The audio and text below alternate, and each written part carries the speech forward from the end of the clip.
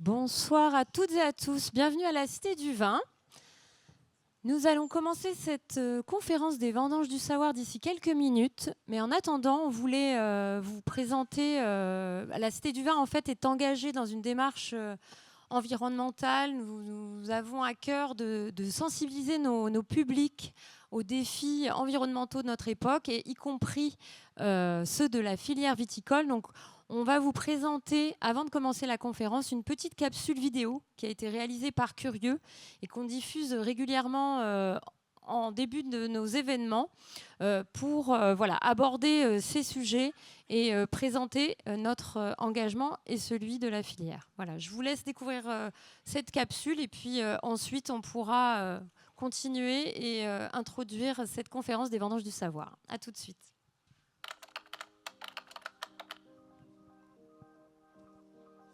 Des vignes dans des pays froids comme en Norvège par exemple. Ça paraît fou, non?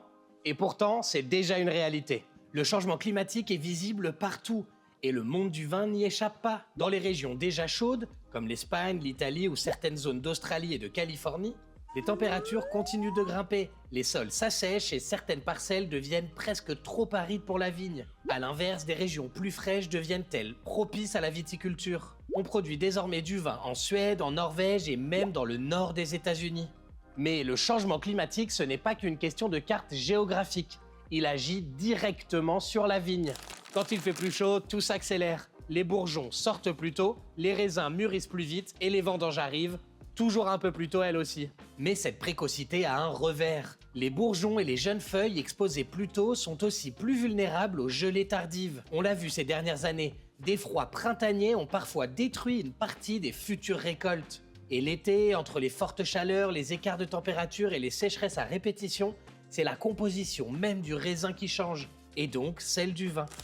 En effet, quand il fait plus chaud, les raisins deviennent plus sucrés, moins acides. Et le vin, lui, gagne en puissance, en arômes de fruits mûrs ou confits, au détriment d'arômes plus frais. Et si la sécheresse s'installe, certaines vignes n'y survivent pas.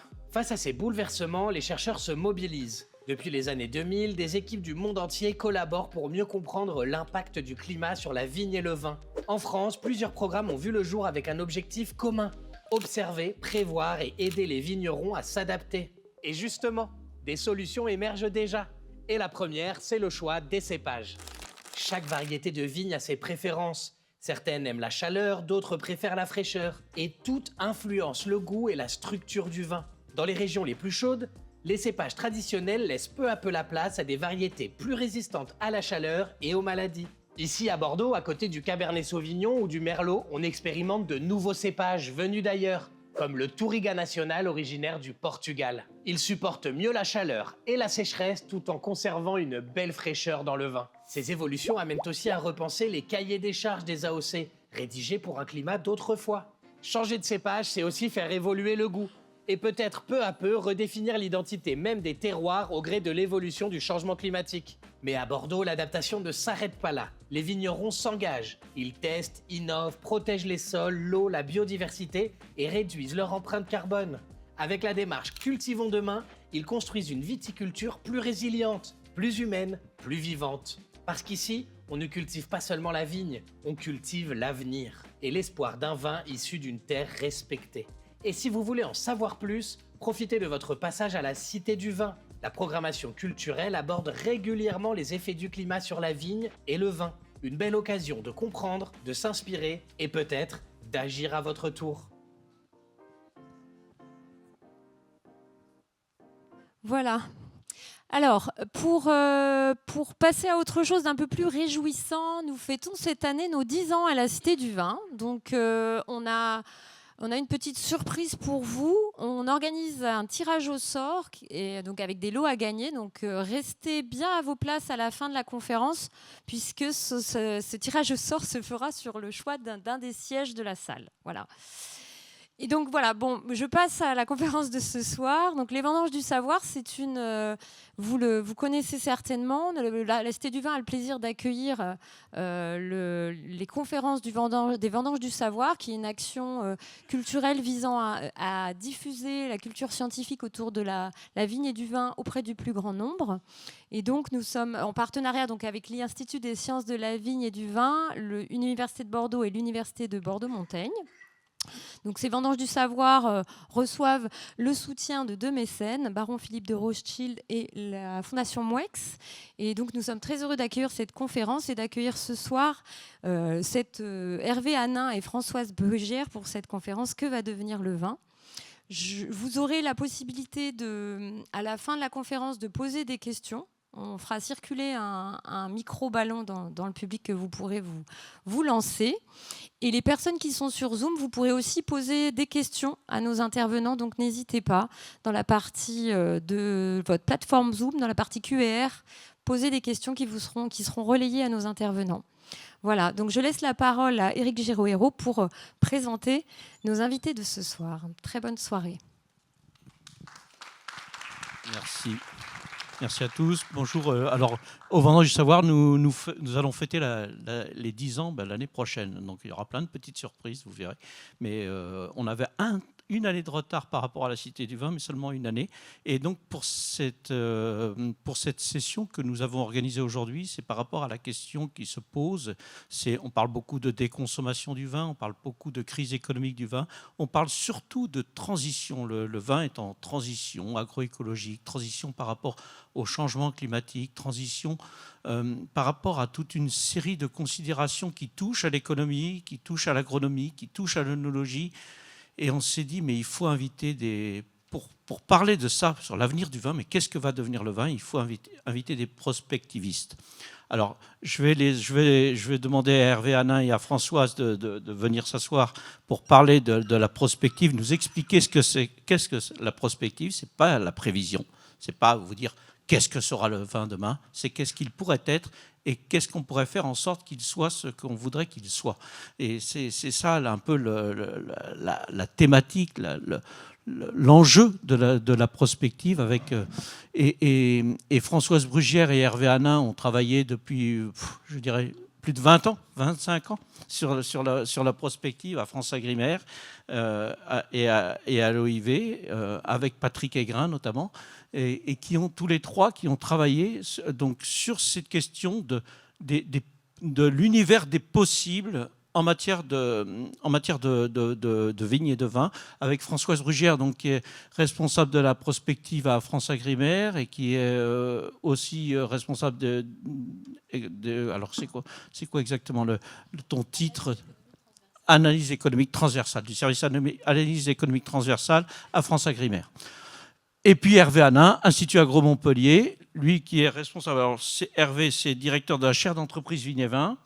En même temps, il fait les prospectives. Et je dirais, on peut associer Patrick Aigrin dans le trio Patrick Aigrin, qui a été à l'origine aussi de ces prospectives à France-Agrimaire, et en partenariat avec l'OIV, où Patrick va s'occuper de 100 ans de vignoble du vin, du vignoble dans le monde, des bases de données qui existent, et donc ce qui permet de fondamentalement réfléchir sur les prospectives. Voilà. Et donc avec Patrick, ce trio, c'est le trio idéal, je nous dirais, pour proposer. J'ai participé à ces prospectives parce que vous verrez qu'il y a beaucoup de monde qui nous mettent à contribution, ils nous font tous travailler. Hein. C'est un travail énorme où on réunit des chercheurs, des professionnels pour imaginer les futurs possibles du vin. Et donc je vais tout de suite passer la parole c'est Françoise qui commence ou c'est Hervé? C'est une sorte de dialogue entre vous deux pour présenter ces diapositives et puis vous avez donc 1 heure et après on vous pose des questions. Ça vous va? Merci. Allez-y. Merci beaucoup. Je sais pas, on va pas. Non, on le remercie pas. Oui, on peut le remercier quand même pour le titre. Justement. C'est grâce à ce titre un peu racoleur qu'effectivement vous êtes venus si nombreux, sans doute pour avoir la réponse. Voilà, mais ça, Ça, c'est Eric, mais il débute en communication. Il est très bon en économie, mais il débute un peu. Enfin, on lui en veut pas. En tout cas, on le remercie surtout aussi quand même de nous avoir invités. On vous remercie d'être venus aussi si nombreux. Et puis, effectivement, pour ce qui va être une conférence et surtout des échanges, d'abord parce que ça fait partie, comme Eric l'a rappelé, nous, on est un duo ce soir, avec un trio autrement d'animation, parce qu'il n'y a pas de prospective sans intelligence collective, donc on va essayer de laisser aussi un temps à ça, aussi parce que ça fait partie de notre ADN aussi, la science participative, puis aussi parce que j'ai hâte de revoir le micro-baladeur circuler. Là, je l'adore, voilà, je n'avais gardé un très bon souvenir la dernière fois, où j'étais déjà venu prononcer quelques mots. Mais puisque Eric a fait venir tout le monde sur cette question, que va devenir le vin, Françoise, il faut que tu répondes. Je sais pas, on peut imaginer, je sais pas, dans 25 ans, du vin où il n'y aura plus d'alcool, des arômes de cannabis, peut-être. Peut-être qu'on va cultiver la vigne uniquement comme pare-feu, comme stock de carbone, comme fournisseur d'anthocyanes. Peut-être que, d'ailleurs c'est déjà commencé, l'encépagement sera complètement bouleversé sur tout le territoire. Peut-être qu'aussi on ne trouvera plus du tout de vin en grande surface, mais d'ailleurs les grandes surfaces elles auront disparu dans 25 ans. On peut imaginer... je t'arrête un peu, c'est que des si, avec des si, on mettrait Paris, Bordeaux et peut-être même Stockholm en bouteille, d'après ce qu'on peut voir, et puis peut-être d'autres capitales scandinaves. Mais la prospective, c'est pas exactement ça. C'est pas des si, des petites hypothèses ici ou là. Il faut tu as raison. On ne peut pas se contenter d'accumuler des hypothèses. Il faut les organiser, il faut en faire des histoires, il faut les relier entre elles pour aussi nous aider à essayer d'entrevoir les futurs, des futurs possibles, éventuellement aussi à s'y préparer. S'y préparer, je ne comprends pas très bien, parce que normalement, ce qu'on voudrait, c'est un scénario rose, un scénario dans lequel tout va bien. Ah oui. C'est ça. Un scénario, pour moi, c'est ça. C'est un scénario qu'on va suivre parce qu'il est rose, parce qu'on l'aime bien et parce qu'il va vers du mieux. Alors, s'il y a d'autres personnes qui sont venues chercher le scénario rose, je suis désolée, on va aussi imaginer des scénarios pires. Et d'ailleurs, âme sensible, vous pouvez sortir encore. Je pense que les portes sont pas encore fermées. Donc, si vous étiez venu chercher que du rose, ça va pas être possible, quoi. Mais pourquoi on fait pas que du rose ? Parce que justement, on a besoin de penser contre soi-même. On a besoin d'imaginer le pire pour pouvoir encore mieux s'y préparer. D'accord. Non, le scénario, c'est pas quelque chose qu'on va suivre, qui va vous amener vers l'idéal. C'est des situations possibles. C'est ça. Des histoires possibles auxquelles il va falloir se préparer, même si elles sont pas très jolies. Voilà. Super. C'est toi qui changes les diapos, là. Ah oui. Alors, je change de diapo. Et là, normalement, tu me poses une question. On a fait 10 minutes sur la première. Oui, mais là, tu vas voir, ça va accélérer maintenant. Et là, normalement, c'est toi qui me poses une question à laquelle personne ne s'attend. Mais au fait, pourquoi s'interroger sur l'avenir du vin ? Voilà. Là, on sent qu'il y a du métier, là. D'abord parce qu'effectivement, on s'interroge sur l'avenir. Dès qu'on fait un projet, tous les gens qui sont ici, dès qu'on essaie de faire un projet qui engage évidemment sur l'avenir, on a envie de savoir dans quel contexte ce projet va se retrouver dans les années à venir.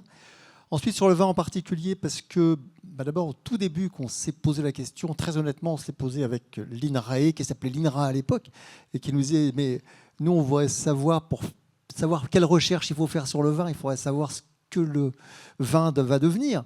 Mais le vin va devenir aussi le résultat des recherches. Donc, par quel bout on prend ce problème et comment... Voilà, c'est la première question qu'on s'était posée. Ça, c'était il y a 25 ans. Eric le rappelait un peu tout à l'heure. Et puis surtout, parce qu'on est aujourd'hui dans une situation... Là, ça illustre un peu le climat qu'évoquait Françoise à l'instant, mais c'est qu'on n'est pas vraiment sur des situations roses aujourd'hui, vous le savez. Et dans les situations les plus inquiétantes, les plus anxiogènes, même parfois, c'est là où aussi on a besoin d'analyse. On a besoin d'essayer d'envisager l'avenir et sans doute pour s'y préparer plus que jamais. Parce qu'on est particulièrement dans une situation de crise, vous le savez, et même on parle de polycrise aujourd'hui. Alors tout ça, c'est un peu des néologismes. On a parlé de métacrise avec Patrick, avec Jean-Marc Touzard aussi. On essaie d'analyser tout ça. D'abord parce qu'on retrouve effectivement des histoires qu'on connaît depuis longtemps, depuis même le début du 19e siècle, hein, des questions de lutte contre les maladies dont on ne se sort pas complètement bien. Et quand on arrive à s'en sortir, c'est quand même souvent aussi au détriment de l'environnement. On a aussi des nouvelles maladies, des nouveaux bioagresseurs. Pendant ce temps-là, et ça a été rappelé dans le podcast précédent, le changement climatique, on a le sentiment que franchement, là, il s'impose, il s'accélère. On l'avait vu venir, bien sûr, mais quand même, là, il ne laisse pas beaucoup de répit. Et ça se traduit par tout ce qui a été dit précédemment, je passe vite, mais aussi avec tous les événements extrêmes, avec toutes les modifications du système de la production jusqu'à la consommation, jusqu'au produit final. Dans le même temps, on voit bien que ça devient de plus en plus compliqué d'être vigneron, de l'évolution des métiers, de plus en plus technique, de plus en plus risqué. On le voit dans le renouvellement générationnel, dans toutes les régions qu'on a étudiées, c'est manifeste. Et on a également un souci croissant qui répond à des attentes sociétales, environnementales, y compris professionnelles. C'est très important de préserver un environnement, sans doute en réduisant les intrants. Je vois qu'il y a des amis du programme Vitae qui sont dans la salle. Là, donc, la réduction et même peut-être la disparition des intrants, des pesticides un jour, peut-être permettra aussi de faire apparaître de nouveaux moyens de lutte.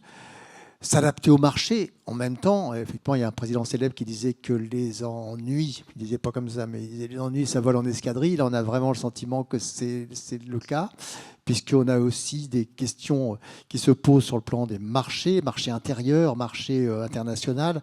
Ça n'a jamais été si mal dans ce domaine-là. Donc, c'est à la fois des questions classiques, sauf qu'elles se renouvellent, sauf qu'elles s'intensifient et qu'elles arrivent aujourd'hui dans un contexte où elles frappent de façon plus intense et plus concomitante. Mais comment alors se projeter dans le futur avec un tableau aussi terrible que tu viens de dresser ? Effectivement, c'est ce à quoi on assiste d'ailleurs aujourd'hui, c'est qu'on est tellement saisi et parfois paralysé, et que c'est vraiment, à la fois on n'a jamais eu autant besoin de prospective, on a aussi jamais eu autant de difficultés à prolonger des tendances parce que le contexte est très chaotique. Et en même temps, on se réfugie beaucoup vers de l'affect. Alors on entend des gens qui disent « Mais non, c'est pas si grave, les crises, on en a déjà vu plein, ne vous inquiétez pas, on s'en sortira ». D'autres qui disent courage, fuyons, parce que de toute façon, ça ne devient pas possible. D'autres qui disent « Mais vous inquiétez pas, on manquera de vin bientôt ». Voilà, on est dans le domaine d'un peu du surnaturel. Et là, on se rappelle un peu Sébillotte, le professeur de prospective, qui disait c'est pas parce qu'on parle d'avenir qu'il faut dire n'importe quoi. Alors nous, on essaye de se tenir à ça. Voilà. Donc, voilà. Et alors, comment faire ? Comment faire ? Donc c'est là où peut-être il faut éclairer un petit peu nos amis et nos collègues sur les questions de méthodes. Il y a des méthodes, peut-être, pour essayer de dire un peu moins n'importe quoi, même quand il s'agit d'avenir, même quand on n'a pas de boule de cristal. Tu peux parler peut-être des méthodes prospectives. Oui. Donc, c'est quoi exactement la prospective ? Donc, c'est surtout une méthode participative, une méthode qui nécessite de travailler à plusieurs et d'échanger pour éclairer l'avenir, imaginer des scénarios d'avenir possibles. Alors, on vous a mis quelques phrases que les prospectivistes aiment beaucoup. Le fait que l'avenir est un construit humain, c'est une façon de dire que l'avenir n'est pas écrit déjà. C'est rassurant. Et qui reste à construire. C'est peut-être rassurant, parce que sinon, tout ce qu'on a vu là... Ça ne servirait pas à grand-chose. Bon. Ouais. Après, le fait que sans anticipation, on n'a aucune liberté d'action. Quand c'est urgent, c'est déjà trop tard. Bon, pour ceux qui ont encore des mails, on voit bien que si on s'absente pendant 2 jours, on n'ouvre pas la boîte, il y a la moitié des sollicitations qui n'ont plus aucun intérêt, qui peuvent être jetées à la poubelle. Ne rien décider est une décision. C'est souvent la pire. Pas forcément. Pas forcément. Bon. Mais ça peut être la pire. Ça peut. Que l'exercice du pouvoir suppose un projet, Bon, je pense qu'on va en entendre parler dans les 12 prochains mois. Mais que c'est aussi une façon de dire que la prospective, c'est une approche antifataliste. Si on pense que tout est joué, c'est pas la peine de faire de la prospective. Et donc, le fait d'avoir un projet, c'est ce qui permet d'avancer. L'incertitude va croissant. On a une accélération des évolutions techniques, de la mondialisation, des interdépendances qui sont croissantes. On parle de l'effet papillon. On parle, par exemple, du Niño. Comment un déplacement de courant au large de la côte péruvienne va avoir des incidences sur la pluviométrie aujourd'hui à Bordeaux, peut-être. L'avenir n'émerge pas du néant, mais du présent, qui recèle des tendances lourdes et des signaux faibles. On reviendra sur le sens de ces mots-là, mais sur le fait qu'il y a beaucoup de choses, beaucoup d'éléments de l'avenir qui sont déjà présents et qu'il suffit d'aller mobiliser pour construire des histoires. Et l'objectif, ce sera de, si possible, élaborer des stratégies qui vont permettre de modifier les futurs, de changer, de choisir le futur et de pas seulement se contenter de le subir. Une dernière citation, la bonne anticipation n'est pas celle qui se réalise précisément, mais celle qui conduit à l'action. Mais la phrase est très belle en soi, mais par exemple, la loi E20, c'était il y a 35 ans, c'était prévisible ? On pouvait s'attendre un jour ou l'autre à ce que des politiques pointent la composante alcool du vin et des autres boissons alcoolisées, mais on aurait pu s'y préparer peut-être mieux. Et on assiste effectivement depuis 35 ans à des micro-adaptations de la part de la filière, des réactions tardives et en tout cas clairement pas tellement anticipées. Mais bon, tu as dit prévisible. Oui, prévisible, non ? Je pense qu'il faut continuer à éclaircir le vocabulaire et éclaircir la différence entre prévisible et anticipable. D'accord, donc la loi E20 aurait été anticipable, mais pas nécessairement prévisible. Donc là, c'est peut-être le moment effectivement de clarifier la différence entre prospective et prévision, comme nous a invité à le faire notre ami Eric. Donc, la prévision, pour rappel, c'est effectivement quand on est à un état présent, eh bien, de convoquer des modèles établis à partir de tas de données engrangées dans le passé, combinées par les services, par exemple, de la météorologie, pour nous dire quel temps il va faire demain matin, parce que les modèles sont forts, sont robustes, les données sont très nombreuses et que le futur est proche. Le temps qu'il va faire dans une semaine, c'est un peu plus hasardeux. Dans 3 semaines, on n'en sait à peu près rien. Donc ça marche, la prévision, quand on peut donner effectivement un état le plus probable avec une probabilité. D'ailleurs, on voit que la probabilité commence à s'amenuiser quand l'horizon s'éloigne. Ça, c'est la prévision. Mais la prospective, évidemment, on peut pas faire ça sur le vin à 10 ans, à 20 ans, parce qu'on n'a pas de modèle robuste, parce que l'horizon est trop loin. Donc, qu'est-ce qu'on fait ? En prospective, on est toujours à l'état présent, on a toujours besoin de regarder dans le rétroviseur. Il n'y a pas de prospective sans rétrospective. Par contre, on abandonne toute idée de deviner un avenir probable comme on le fait en météo, mais on va aller chercher des avenirs possibles. Et d'ailleurs, c'est peut-être parce qu'on ne peut pas, parce qu'on ne sait pas deviner des avenirs probables, mais c'est aussi rassurant, parce que ça veut dire que l'avenir n'est pas écrit. Donc là, je me réfère à ce que tu disais à l'instant. Si on n'est pas fataliste, ça veut dire que dans les représentations de l'avenir, il y a une place pour l'action, il y a une place pour tordre le cou à chacun de ces scénarios, éventuellement à les infléchir, à les faire se mouvoir. C'est ça qu'il faut comprendre. Oui, c'est ça. D'accord.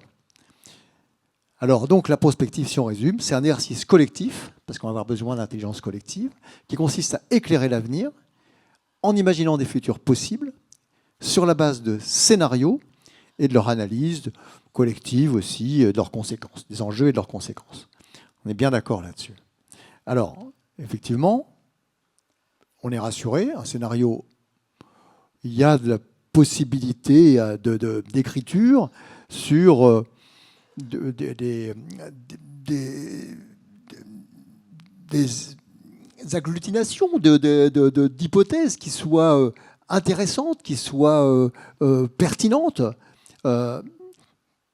À partir de tendances lourdes et signaux faibles, tu vas nous éclairer sans doute là-dessus, mais surtout qui soient aussi non préétablis, c'est-à-dire qu'en fait on ne sait pas ce qui va se passer. Il faut admettre qu'on ne sait pas, ni vous ni nous.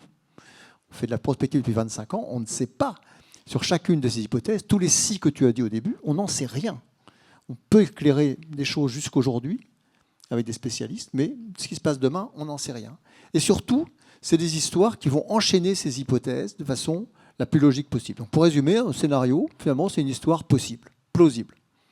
Et pourquoi faire des scénarios alors avec des méthodes qu'on pressent comme particulièrement complexes, comme Eric l'a dit aussi en introduction, et qu'on voit bien qu'il y a quand même des tendances lourdes et qui peuvent peut-être tout écraser?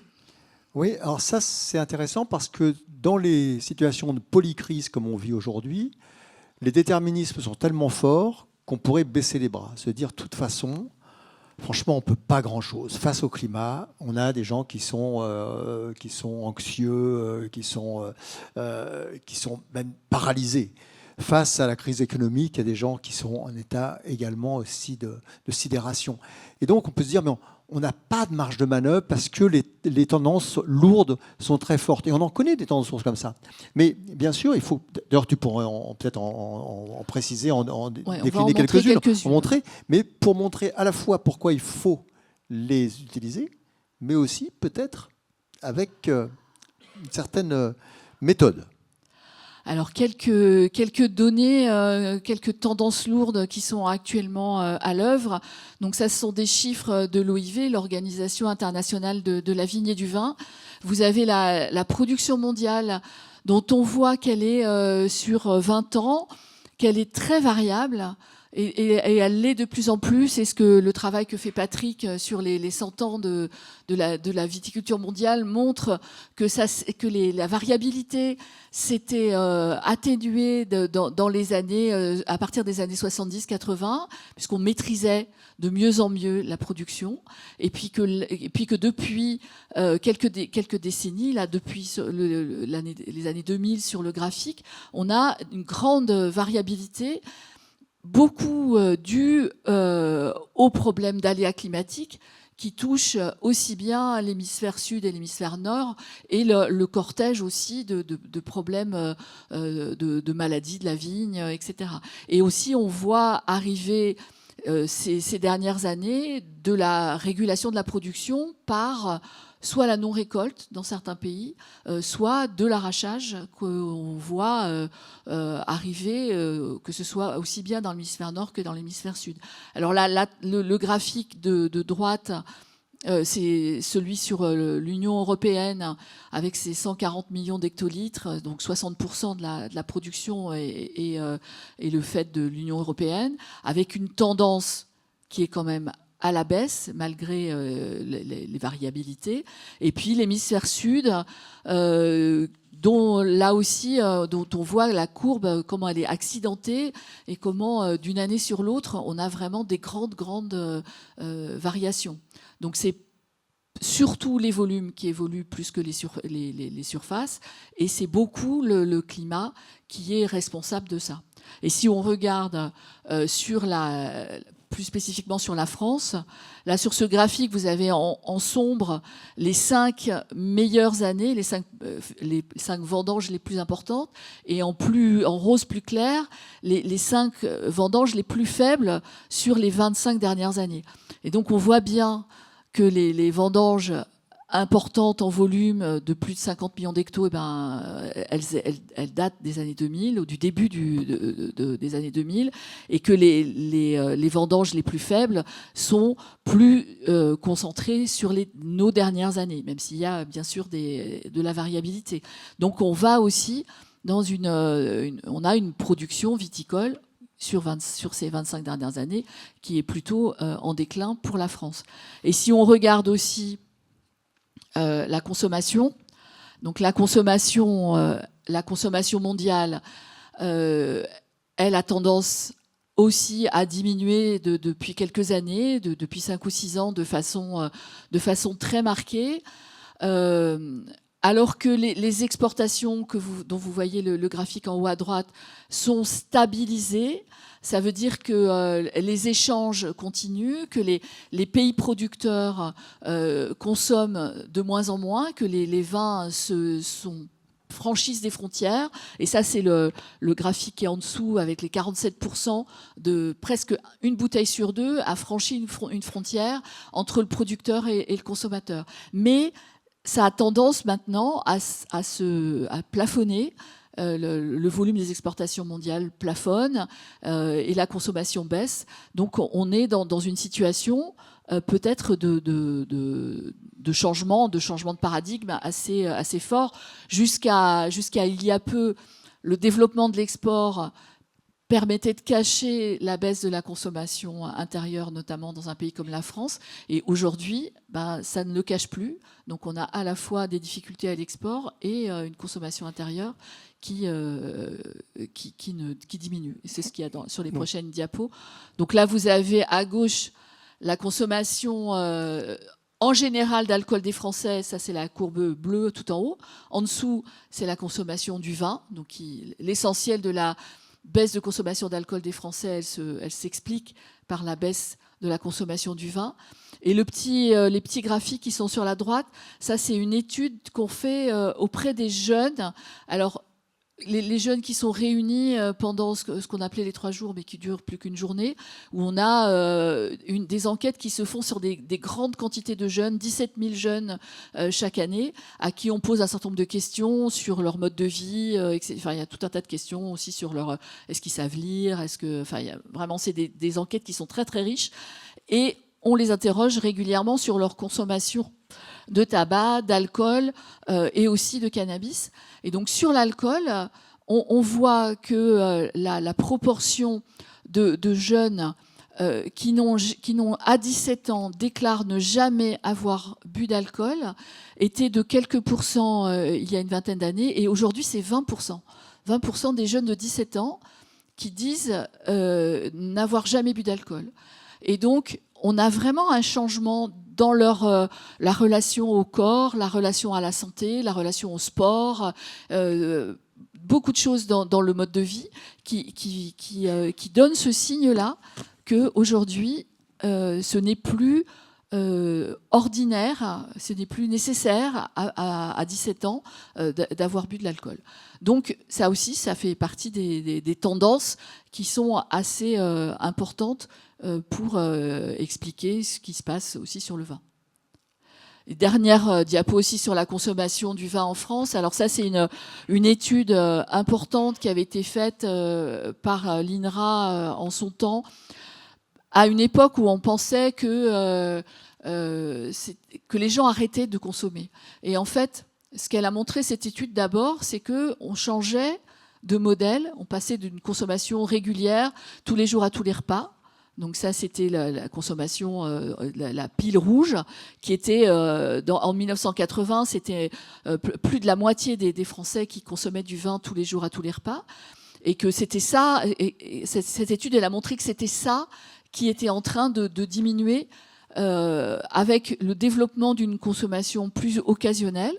Donc je bois du vin 1 à 2 fois par semaine, voire 1 à 2 fois par mois, et puis une partie des Français qui sont abstinents. Alors c'est pas abstinent, c'est presque jamais, quoi. Je bois une coupette de quelque chose, de champagne à Noël ou à un pot de départ, etc. Enfin, c'est pas forcément un rejet complet du vin ni de l'alcool d'ailleurs, parce que ceux qui boivent une coupette, ils boivent aussi de la bière. Donc c'est pas sur l'alcool, mais en tout cas, à la fois un tiers des Français, un peu plus d'un tiers des Français qui déclarent ne pas boire de vin, en tout cas pas souvent, et puis une progression d'une consommation qui est de plus en plus occasionnelle, parce que quand on est sur 1 à 2 fois par mois, on est vraiment sur une consommation très occasionnelle. Et c'est ce modèle-là qui semble se développer enquête après enquête. On comprend avec ce tableau là quand même que les responsables de la filière sont un peu écrasé par ces tendances. Et on pourrait même se demander d'ailleurs pourquoi, ce qu'on disait tout à l'heure, pourquoi ne pas simplement prolonger ces tendances déjà pour voir. On pourrait peut-être même calculer. On pourrait risquer de prédire l'avenir juste en prolongeant des tendances. Mais ça voudrait dire qu'on prend un seul facteur et on tire. Or, ce qu'on sait, c'est que c'est plus compliqué que ça et qu'il faut se donner la possibilité de mélanger différents facteurs qui influent sur le futur et puis le faire avec méthode. Donc, on va présenter la méthode. Donc, c'est ça l'enjeu, effectivement, de la méthode prospective, c'est essayer d'approcher l'ensemble de ces facteurs d'une façon systémique et de ne pas céder à effectivement cette idée un peu simpliste qui pourrait nous faire finalement prolonger une courbe de consommation et se dire un coefficient de régression linéaire et puis on trouverait la date et l'heure à laquelle on arrêterait de boire du vin. La dernière goutte de vin sera bu en France. Ça aurait l'air scientifique, je parle de l'économiste. Ça aurait l'air scientifique, mais ça ne le serait évidemment pas du tout, on est d'accord. Voilà, donc la méthode prospective, on ne sait pas bien si elle est scientifique ou pas, mais en tout cas c'est une méthode. Celle-ci, elle consiste en quoi? Là, c'est la méthode qu'on emprunte la méthode CISPAM qui a été formalisée par le professeur Sébillotte à l'Institut agro de Paris et ensuite à l'INRA, à l'époque INRA, avant elle s'appelait INRAE, et qu'on a retenu parce qu'il y a plusieurs méthodes prospectives, elles se ressemblent toutes un petit peu, mais celle-ci a quand même des qualités particulières. On va le voir. D'abord, la première qualité, c'est de mobiliser de l'intelligence collective avec des compétences extrêmement diversifiées, ce qui est assez facile à réunir. C'est beaucoup plus difficile de faire dialoguer des gens de différentes disciplines. Tous les scientifiques le savent, tous les gens qui font des projets interdisciplinaires le savent que c'est la question à laquelle les scientifiques répondent le moins bien, c'est comment outiller l'interdisciplinarité. C'est parfois assez compliqué. Ensuite, elle ne tombe pas dans le piège de dire ce qu'on vient de dire à l'instant. Madame Brugière, vous suivez la consommation de vin depuis 25 ans. Dites-nous ce qui va se passer demain. Madame Brugière, il faut l'écouter jusqu'à aujourd'hui, 19h, sur la consommation de vin. À partir de 20h, elle n'en sait rien. Vous non plus, moi non plus. Et ça, c'est très important parce que c'est toujours cette idée que l'avenir n'est pas écrit. Et voilà, donc c'est cette capacité sans doute de cette méthode qu'on appelle la méthode CISPAM qui nous a beaucoup plu depuis le début, qu'on a mobilisée. Elle suit un ordre assez logique. D'abord, c'est ce qu'on appelle la représentation commune du système, c'est ce que je vous disais à l'instant, c'est que pour faire dialoguer des experts qui ne parlent pas la même langue, il faut bâtir une langue, il faut bâtir un fond de carte, il faut le bâtir ensemble. Et là, les gens, ils y arrivent très bien, parce qu'on part de zéro, on ne baisse pas la tête quand on ne comprend pas les concepts, on les fait répéter, on essaie de comprendre. Et tous ceux qui ont fait de la prospective avec nous, avec d'autres, savent que finalement, on arrive à se représenter la filière comme on ne l'a jamais vue, évidemment, parce que tout seul, on n'aurait jamais su la construire comme ça. Et ça nous permet de repérer dans l'histoire, c'est ce qui se passait entre l'état initial et l'état présent sur mon petit schéma tout à l'heure, des processus à l'œuvre, les tendances lourdes dont parlait Françoise, les signaux faibles qu'on va peut-être être amené aussi à préciser. Tous ces éléments qui sont déjà là. L'avenir, on a du mal à le lire, mais les éléments sont déjà là. On sait bien qu'avant 91, la loi E20, il y avait déjà plein d'éléments qui auraient pu nous permettre d'anticiper. J'ai bien compris, pas de prévoir, mais d'anticiper. Et ensuite, ça nous permet de retenir des hypothèses. Et là encore, de jamais demander aux experts, cette hypothèse-là, elle va se réaliser ou pas? Non. On demande aux experts, est-ce que cette hypothèse-là est intéressante?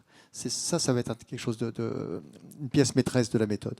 Et puis la démarche suivante, c'est une fois qu'on a nos hypothèses, tendances lourdes, signaux faibles, c'est de se demander quelles relations systémiques elles entretiennent entre elles, parce que c'est un système. Et c'est pour ça qu'on ne peut pas prolonger les tendances. Et ensuite, on va agglutiner ces hypothèses sous la forme de micro-scénarios, puis de scénarios. Ça crée effectivement des histoires. Alors, je peux peut-être essayer de présenter à quoi ça ressemble une représentation commune du système, parce que souvent, c'est quelque chose qu'on n'a pas l'habitude de voir, non ? Tu vas oser? Ouais, vas-y. Je vais oser, mais très vite. D'abord, on peut en sortir un schéma qu'on a fait déjà il y a une vingtaine d'années. Il mériterait évidemment des actualisations. Tous les jours, je fais une actualisation, mais volontairement, on a sorti le schéma d'il y a 20 ans. Voilà. Pour montrer que c'est une condition d'intelligence collective. On ne l'avait jamais vu avant. On pourrait se demander, quand même, la filière vin. Tout le monde travaille sur la filière vin. On aurait pu la représenter. Tous les bouquins de vin devraient partir de là.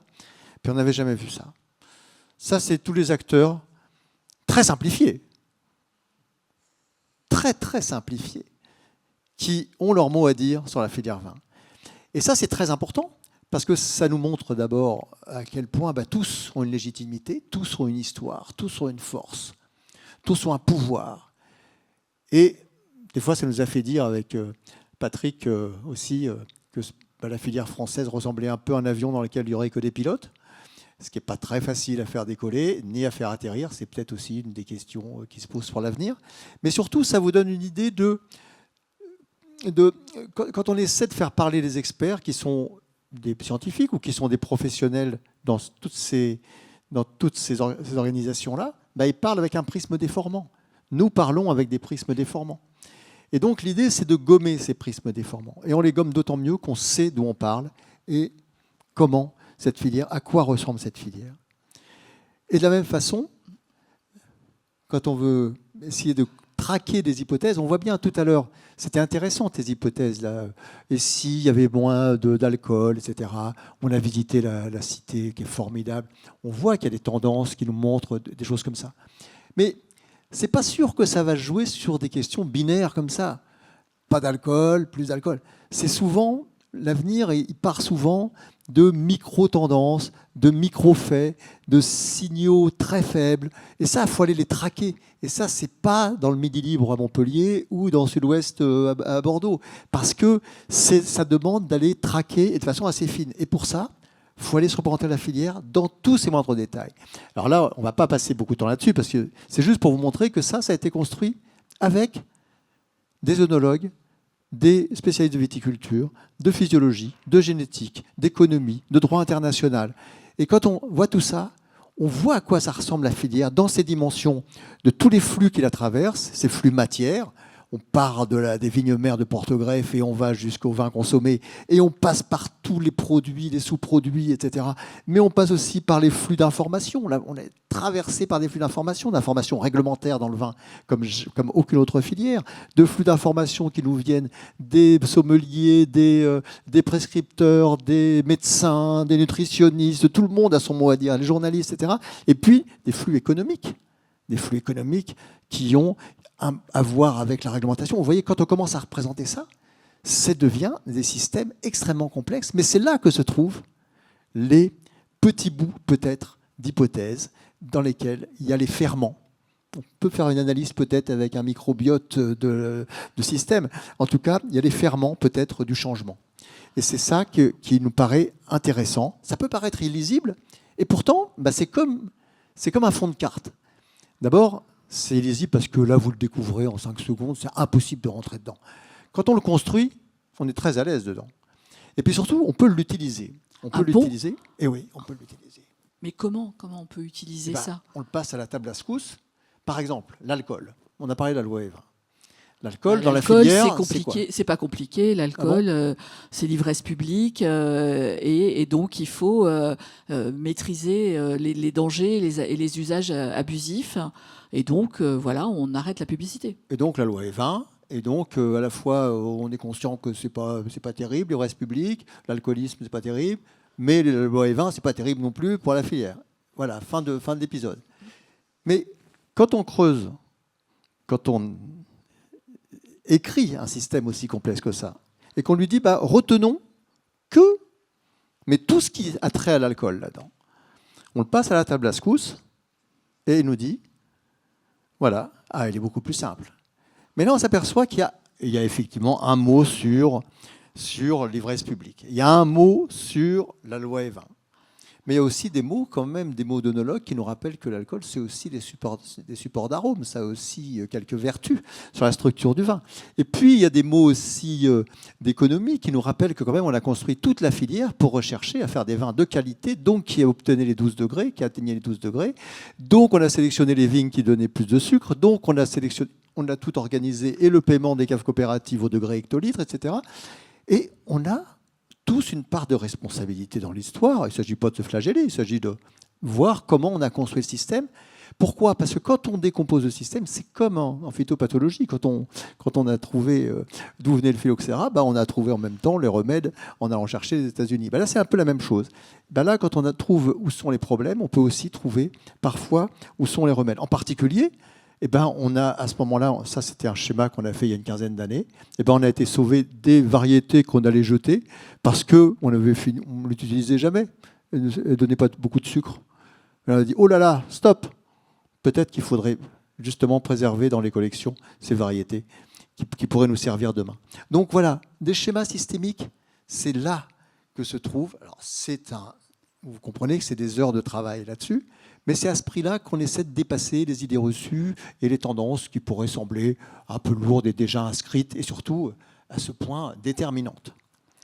Alors, qu'est-ce qu'on peut faire avec ça ? Ma deuxième étape, c'était les hypothèses. Là, tu peux peut-être prendre le relais et nous raconter un petit peu mieux ce que c'est que ces hypothèses. Oui, donc c'est vrai qu'on n'a pas trop parlé On réunit pour faire ce travail un groupe de personnes, de professionnels, de la filière et de chercheurs et d'experts de l'administration, donc avec différents points de vue. On a aussi des experts qui vont venir faire des exposés. Et à partir de chaque exposé, tout le monde devient suffisamment calé sur le sujet pour pouvoir émettre des hypothèses sur les principaux enjeux qui sont portés par la thématique. Alors, qu'est-ce que c'est qu'une hypothèse dans cette méthode-là ? Une hypothèse, c'est en principe une phrase simple dont on écrit le recto et le verso. Alors, qu'est-ce que ça veut dire, ça ? Pourquoi le recto et le verso ? Alors, par exemple, je donne un exemple. Si on dit... l'amélioration variétale va permettre de se passer totalement de produits phytosanitaires. En fait, comme on n'est pas sûr, on dit l'inverse. On dit l'amélioration variétale ne permet pas de se passer complètement des produits phytosanitaires. On peut dire un truc sur la consommation. La consommation de vin en France poursuit sa baisse, mais on peut aussi dire la baisse de la consommation du vin en France ça s'atténue ou s'arrête. Voilà. Donc, à chaque fois, on s'oblige à écrire l'hypothèse avec une alternative. Donc, un recto et un verso. Même si on n'y croit pas. Mais on ne croit ni au recto ni au verso. D'accord. Ce qui est important, c'est est-ce que ce sujet est intéressant ? Est-ce que le sujet de l'amélioration variétale par rapport à la problématique des phytos, est-ce que c'est un sujet important ? Et si ce sujet est important, on va se donner la possibilité de l'exprimer en recto et en verso. Donc retenir une hypothèse, c'est pas se demander si je crois au recto ou je crois au verso, c'est savoir si, suivant que ça tombe en recto ou en verso, ça va changer la phase du système. Ça va changer la possibilité, les futurs qui sont possibles ne seront pas les mêmes suivant qu'on sera avec l'hypothèse en recto ou en verso.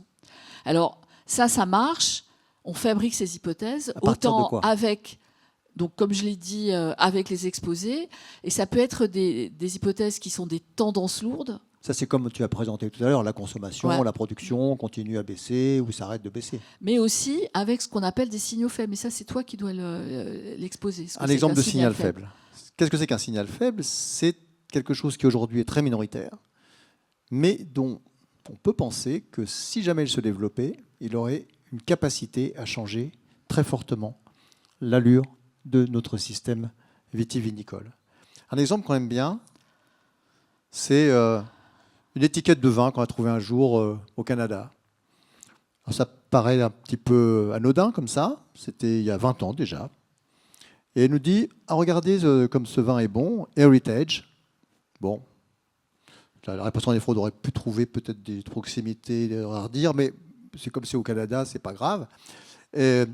il nous dit par contre, grapes from vineyards in Argentina, California, NBC's Okanagan Valley. Là, on a affaire au Jacques Vabre du vin, qui va choisir les meilleurs syrahs. Shiraz combines distinctive berry and peppery notes with a rich, robust flavor. Il a pris les meilleurs d'Argentine, de Okanagan Valley, et il fait... Voilà. Et nous, on n'a jamais pensé ça, parce que c'est interdit en Europe. On ne peut pas vinifier des mous des pays tiers. Donc, comme c'est interdit, on s'habitue à penser que c'est interdit partout, on s'habitue surtout à penser qu'on n'y pense pas. On ne pense pas. On pense même que c'est mal. Et en plus, on pense que c'est mal. Alors, ça, c'est une autre question. Alors, on peut se dire, effectivement, mais c'est scandaleux. Oh, heureusement qu'ils ne viennent pas en France, ces gens-là, parce que, voilà, ça, ce serait l'attitude un peu affective. Et puis après, on peut se dire, mais est-ce que c'est un signal faible? Est-ce que, par hasard, des assembleurs internationaux comme ça, ils pourraient s'en développer? Est-ce que s'ils pourraient s'en développer? Oui, en Europe, c'est interdit, mais c'est interdit tant que c'est interdit. Ça repose sur des accords qui peuvent disparaître en 1 heure. Et puis, il n'y a pas que l'Europe dans le monde. Et puis, il y a des zones très proches de l'Europe. Tanger, c'est tout proche de l'Europe. Et puis, on peut vinifier dans les bateaux. On peut faire... Et là, on prend un peu peur. On se dit, mais on est loin du mythe de la petite cave, au fond, avec la barrique, ça, qui est bichonné. Là, on est ailleurs. On a des assembleurs internationaux. C'est peanut. Mais ça pourrait. Voilà, c'est ça un signal faible. Donc ça oblige à se poser des questions et à penser contre soi-même, et souvent à penser à des choses auxquelles on n'avait jamais pensé. Alors, une fois qu'on a élaboré les hypothèses, il faut écrire des scénarios avec ces hypothèses. Et c'est là où on arrive, avec la méthode, à faire de l'interdisciplinarité. En fait, on va se poser des questions, se demander, pour chaque hypothèse, est-ce qu'elle influe sur l'advenu de chacune des autres? Et puis ensuite, on va faire un traitement des hypothèses, un traitement informatique qui va rapprocher les hypothèses les plus liées entre elles et nous faire des paquets d'hypothèses avec des liens entre elles. Et avec ces liens, on va s'obliger à écrire des scénarios. Et on va écrire les scénarios en commençant par une hypothèse qu'on choisit avec une méthode, mais cette hypothèse, on va l'exprimer en recto. Et qu'est-ce qui se passe? Comment ça s'enchaîne si cette hypothèse est en recto? Et puis on va recommencer en l'écrivant en verso. Et qu'est-ce qui se passe si cette hypothèse est en verso? Et donc comme ça, on va avoir des histoires très différentes les unes des autres. Et c'est comme ça que les hypothèses qui étaient en recto et en verso, parfois apparaissent dans les histoires en recto, et dans les autres scénarios en verso. C'est comme ça, exactement. Et donc, on a fait ça, on a parlé de première prospective qu'on a fait il y a presque 25 ans, avec l'INRA qui nous l'avait demandé. Et depuis, on a fait... Et depuis, sur les vins, on en a fait pas mal. Alors, il y en a celles qui sont écrites en petit en haut à gauche, celles qui ont été faites avant la création de France Agrimaire et de façon très directement déduite, héritée de la prospective INRA de 2003, notamment la fameuse prospective sur Buzet. Qui a été un moment très important parce que ça a permis d'aller jusqu'à la stratégie d'entreprise. Et puis, vous avez les autres, qu'on va vous présenter assez brièvement quels ont été les sujets qui ont été abordés dans ces différentes prospectives, donc sur les vins en Languedoc, sur les vins bio, sur la prospective pour l'anivin, donc sur les vins sans indication géographique, les vins IGP, la prospective pour les coopératives, la prospective pour les entreprises réunies dans l'association Vincéo, une actualisation de la prospective de 2003 qu'on a appelée VV40, donc c'est le Vigné Vin 2040, et puis aussi une prospective qui a été largement diffusée, celle sur Vigné Vin et changement climatique, qui a donné lieu à un plan d'action par rapport au changement climatique. Et donc toutes ces prospectives, on les a animées ensemble avec Patrick, je pense qu'on peut... Et surtout des groupes, et aussi bien sûr des groupes d'experts à chaque fois professionnels et scientifiques. Donc à chaque fois, il y a une demande d'une profession là, d'un groupe professionnel, en général l'organisation qui est à la tête soit de la coopération, soit des vins bio, etc. On va y revenir. Et donc, ça, dans tous ces documents-là qui ont l'air d'être édités de la même façon, parce qu'ils sont édités par France Agrimaire, donc ça c'est intéressant parce qu'il y a tous les scénarios qui sont consultables. Oui, tous les documents. Alors, à chaque fois, il y a deux tomes, un tome synthétique en 20 pages et un tome total en 300 pages. Tout ça est disponible sur le site de France Agrimaire. On se bat avec nos webmasters pour qu'ils ne considèrent pas qu'une étude qui a 10 ans ne doit plus être présente sur le site. Et donc, elles sont toutes présentes sur le site. Et à chaque fois, il y a plusieurs scénarios, parce qu'on garde plusieurs visions qui sont autant d'incitations à anticiper des avenirs différents, ou encore mieux à identifier les marges de manœuvre, parce que c'est bien ça l'objectif, pour influer, si possible, sur le futur qui va, in fine, se réaliser. Et donc là, on rentre dans la prospective stratégique. Là, il faut peut-être expliquer un peu comment on peut passer de ces scénarios qui restent jamais que des histoires, ni vraies ni fausses, ni probables ni improbables. Donc on pourrait se dire, à quoi ça sert ces histoires? En tout cas, si la météo nous fournissait des choses comme ça, on ne l'écouterait pas souvent. Mais on a bien dit qu'on n'était pas en prévision, qu'on était en prospective. Donc ces histoires, on va vous montrer comment, à partir de ces éclairages, d'abord, vous avez compris que des fois, ça décoiffe un peu, on voit apparaître des choses auxquelles on n'avait jamais pensé. Mais bon, ça nous amuse 5 minutes. Ce n'est pas ça qui éclaire vraiment l'avenir. L'avenir, c'est effectivement la création de ces scénarios, des hypothèses qui sont logiquement enchaînées, qu'on a écrites à chaque fois 4, 5, 6 scénarios pour chacun des avenirs des familles professionnelles qui l'ont demandé. Mais là où ça devient le plus intéressant, c'est de passer à la prospective stratégique. Alors qu'est-ce qu'elle a de stratégique aujourd'hui? Stratégique, ça peut paraître un petit peu emphatique, on met stratégique à toutes les sauces, pour moi. Ça veut dire c'est important. Non, c'est pas ça qu'on veut dire. Là, c'est la prospective stratégique au sens où on peut passer de qu'est-ce qui peut se passer à qu'est-ce qu'on pourrait faire. Et pour savoir ce qu'on pourrait faire, eh bien, c'est là où on réunit les familles qui nous interrogent. Vous voyez aussi la distinction avec ce que pourraient faire des experts en stratégie qui diraient attends, on va vous analyser votre problème, on va vous dire ce qu'il faut faire, on va vous envoyer la facture aussi, sûrement beaucoup plus importante que la nôtre, et voilà, vous nous écoutez, sinon vous ne sortirez pas de cette galère. Nous, on les met devant leurs responsabilités en disant, mais vous voulez faire face à votre avenir il dépend en partie de l'analyse que vous faites des forces qui s'imposent et aussi de ce que vous pourrez vous dégager comme marge de manœuvre. Donc, analysez avec nous, mais analysez-vous surtout les enjeux, les conséquences de chaque scénario. On ne leur dit pas, choisissez le scénario qui vous arrange. On dit, tous ceux-là, ils sont possibles. Donc, n'en éliminez aucun, parce qu'ils pourraient vous tomber sur le coin du nez un jour ou l'autre. Donc, réfléchissez à chacun de ces scénarios, à ces enjeux et ses conséquences. On en débat collectivement. Vous voyez aussi la force de l'intelligence collective, c'est ça.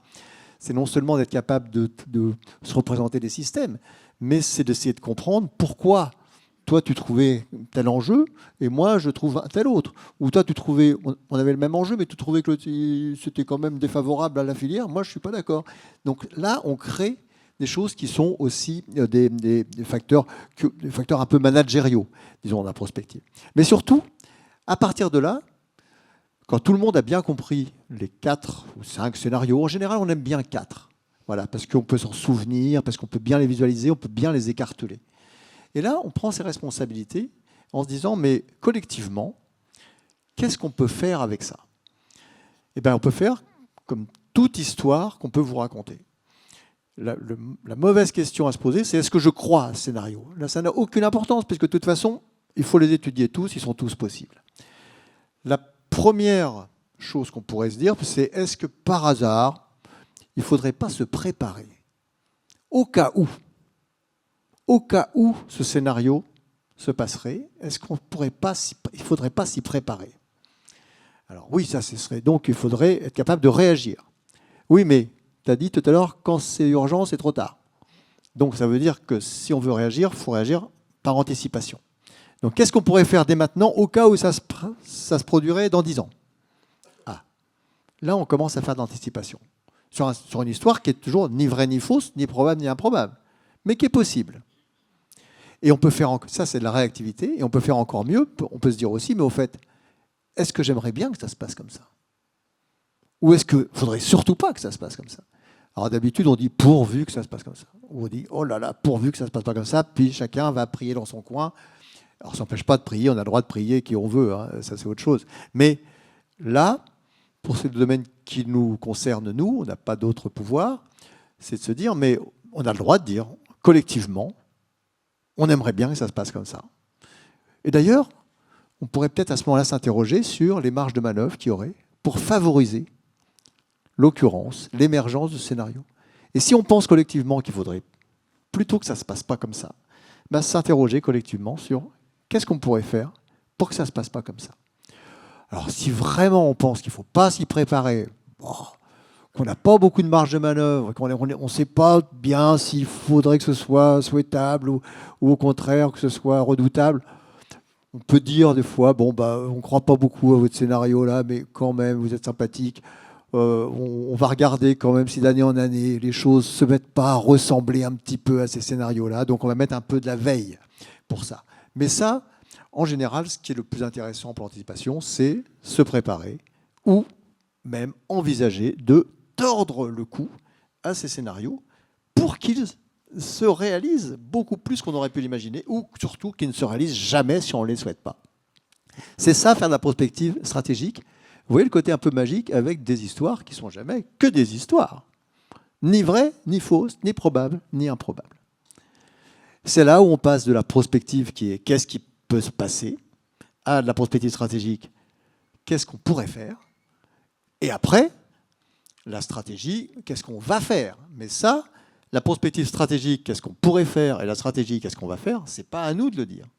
C'est aux familles professionnelles qui se questionnent sur leur avenir. Ça peut être la filière vitivinicole française, ça peut être un groupe de travail, ça peut être une entreprise viticole, mais vous voyez que là, la clé de voûte du passage de la prospective à la prospective stratégique, c'est ce qu'on appelle les attitudes stratégiques, la réactivité anticipée ou la proactivité, qu'elle soit positive si on souhaite ou qu'elle soit négative si on veut éviter l'arrivée d'un scénario. Peut-être qu'on peut éclairer un petit peu avec... voilà. Je pense qu'on va passer assez vite, présenter quelques éléments d'un certain nombre de prospectives qui ont été publiées pour vous donner envie d'aller les chercher et d'aller les lire. Alors, le bio d'abord. Ouais, la prospective bio, c'est un truc qui a une dizaine d'années. Comment ça s'est passé? La prospective bio, en 2015, la bio est en plein essor et se pose des questions sur la maîtrise de son développement, sur le fait elle est confrontée à l'émergence des vins des natures, des sangs qui commencent à pointer leur nez et leur offre surtout. Elle est aussi tiraillée avec les indications géographiques, avec les AOC. Est-ce que la bio exprime plus le terroir ou moins, etc. Donc toutes ces discussions-là ont eu lieu au cours d'une prospective qui a été faite avec France Vin Bio et les associations interprofessionnelles, dont celles de Nouvelle-Aquitaine, d'Occitanie, du Val-de-Loire, du Grand Est et de Bourgogne-Franche-Comté. Donc aussi différentes visions de la bio qui étaient celles des différentes régions. Voilà. Et donc la question, c'était de savoir aussi, est-ce que la bio doit s'aligner sur le moins 10 ans ou au contraire s'aligner sur des visions plus exigeantes, voire extrémistes de la bio. Et donc ça a été discuté entre les professionnels qui ont fait leur choix sur par rapport à ces différentes options. Et lorsqu'on voit apparaître là les P-, P+, RA, là dans notre jargon, P-, ça veut dire que la filière vin bio essaie de survivre, c'est proactivité négative, ça veut dire que les professionnels ont dit on va faire tout ce qu'on peut pour que ça n'arrive pas. Et ils ont fait des propositions. Alors, ils ont fait des propositions d'action à la fois pour empêcher ce scénario dont ils ne voulaient pas, mais aussi des propositions d'action pour favoriser d'autres scénarios qui les intéressaient plus et aussi se positionner sur des scénarios qui nécessitaient de la réactivité anticipée. Et c'est l'ensemble de ces actions qui va permettre de construire un plan d'action pour cette filière bio. Et on a eu aussi la possibilité de faire une déclinaison spécifique pour le Languedoc. Oui. Autre éclairage, autre demande, c'était en 2014, donc après la réforme de 2008, où là, l'ANIVIN, donc l'association des vins, alors qu'on appelait à l'époque les vins sans IG, c'est la catégorie des vins sans IG qui est apparue après. Vins de France. Alors, Vins de France. elle s'appelait comme ça, mais vraiment l'ANIVIN n'aime pas ce mot parce qu'elle préfère les vins de France, bien évidemment. Et surtout, cette catégorie vins de France est apparue. Un peu, alors on se disait, c'est la suite des vins de table. Pas vraiment, c'était pas vraiment la suite des vins de table, c'était même la grande question de la prospective, c'est qu'est-ce qu'on fait de cet espace-là, qui n'est pas la suite des vins de table. D'abord parce qu'il pouvait y avoir certains anciens vins de pays qui pouvaient tomber dans cette organisation-là, puis surtout c'était un espace de liberté dont on ne savait pas encore très bien quoi faire. Est-ce que il fallait rester le parent pauvre de cette typologie qui culmine avec les AOC, grands crus, etc., et rester quelque chose qui s'apparentait au vin de table? Au contraire, retrouver des lettres de noblesse avec des espaces de liberté, de productivité, donc de compétitivité sur les marchés internationaux, avec des rendements libérés, etc. Mais à ce moment-là, qu'est-ce que ça veut dire si on est toujours avec du ruissellement, où on déclasse des AOC en IGP qui se déclassent eux-mêmes en vin de France? On a les coûts de production des AOC en vin de France, donc ça n'a pas de sens. Donc est-ce qu'il faut faire des vignobles dédiés? Est-ce qu'il faut retrouver des variétés qui vont refaire de la productivité alors qu'on avait mis 20 ans à expliquer notamment aux Languedociens qu'il fallait arrêter de faire de la productivité pour regagner de la qualité? Tout ça, c'était des questions qui animent beaucoup et dans lesquelles on ne peut pas s'en sortir uniquement avec des slogans, des prolongements de tendance, etc. Et où il faut recréer des systèmes, comprendre d'où ils viennent et bâtir des scénarios. Et là, on avait bâti finalement, évidemment, des scénarios, notamment un où les occasions manquaient, un où tout sur l'origine, dans lequel il n'y a pas de place pour les vins de France, voilà, et un sur la frontière libérale, et puis surtout un sur les vins de France assumés au sein d'une gamme des vins français complète, c'est-à-dire lequel l'ANIVIN n'est pas du tout en guerre contre eux, ni l'INAO, ni qui que ce soit, ni les AOC, ni les IGP, mais revendique que peut-être, compte tenu du marché mondial, 93% des vins en indication géographique, c'est peut-être excessif et qu'il faudrait peut-être revoir ces 7%-là, sachant qu'on achète 5 millions d'hectolitres, notamment en Espagne chaque année, alors qu'on arrache en France. Voilà, c'est des questions qui se posent avec des scénarios. Et là, nous, on ne fait rien qu'éclairer et écrire les scénarios pour eux. On n'est ni pour ni contre, bien au contraire, comme disaient les humoristes. Autre prospective, celle qui a été faite pour la coopération viticole, une centenaire pleine d'avenir, avec un point d'interrogation. C'est-à-dire, est-ce que les valeurs portées par la coopération lui permettent à la fois d'être dans la course au niveau de la rentabilité économique, mais d'être aussi un acteur déterminant du territoire, pardon. Est-ce que les caves, elles ont un rôle moteur, notamment pour l'adaptation au changement climatique? Est-ce qu'elles ont un message à porter vis-à-vis des attentes, plus largement des attentes sociétales? Est-ce que la relation particulière de la coopération avec les pouvoirs publics, est-ce que ça aussi, c'est quelque chose sur lequel le mouvement coopératif peut s'appuyer? Et puis, en fait, pour finir, est-ce que le statut coopératif, c'est une force ou un boulet? Et alors, je remarquais récemment, là, depuis quelques temps, des entreprises qui ne sont pas du secteur agricole et qui mettent en avant leurs facteurs coopératifs. C'est une assurance, une banque, c'est une chaîne de supermarchés qui mettent en avant leurs facteurs coopératifs, alors que Bon, pour la viticulture, c'est pas toujours très, très fortement revendiqué ces valeurs coopératives. Donc là aussi, il y a eu 4 scénarios qui ont été élaborés. Une envie d'aller vers une coopérative rayonnante, mais le risque que la coopérative aussi soit sans attrait, qu'elle n'attire pas les cadres, qu'elle n'attire pas les dirigeants qui vont être vraiment ceux qui vont porter ce mouvement spécifique de la coopération viticole. Alors évidemment, quand on voit ça, on pourrait se dire, mais tout ça pour ça, c'était évident que les gens de la coopération allaient choisir de favoriser le scénario la coopération vinicole rayonnante, de défavoriser les coopératives sans attrait. Mais la question n'est pas de savoir si c'était surprenant ou pas. La question, vous avez compris que derrière, on leur dit, mais comment on fait ?